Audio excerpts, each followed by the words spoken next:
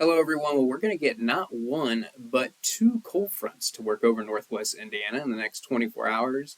Now, they're both going to be really weak fronts, so don't look for a big change in temperatures, but it does look like both will be able to produce some rain for us. So let's talk about when rain is most likely in the region. Not early this morning, I think it's going to be completely dry, but quite a bit of cloud cover around, and I do think there's going to be some light fog in spots early this morning. Not talking about widespread dense fog, but some light fog in spots early this morning. By the late morning, the fog is gone. And I don't think we're going to see any rain in the region until at the earliest about 5 o'clock this afternoon. Yes, as you're driving home from work, can't guarantee it's going to be dry, but notice there's a pretty good chance.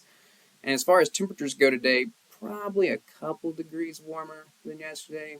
Not much, but I do think most of us will be topping out in the low 80s, maybe some right next to the lake, only reaching highs in the 70s. It is going to get breezy this afternoon. We are going to see wind gusts pick up to around 20 miles per hour as the first front gets close to us. So again, the rain chance begins as the front gets close to us. I think the front will be right over us in the region about 7 o'clock. So this is the opportunity for scattered showers and storms. Now notice still some gaps. So even at this peak in the activity, it's not a guarantee you're going to see rain. But if we're going to see rain, it's most likely going to be about 7 o'clock this evening.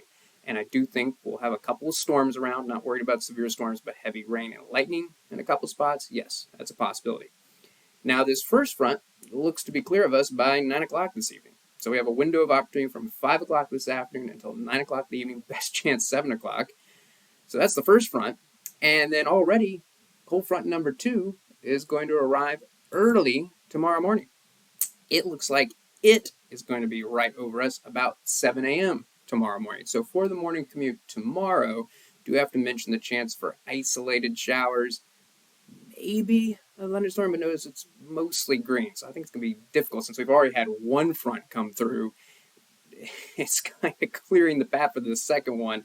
So it's even less likely that there'll be any storms around. It's most likely going to be showers and probably in general less activity than what we're going to see with the first front. But I do have to mention the chance for the morning commute tomorrow with that front right over us about 7 a.m.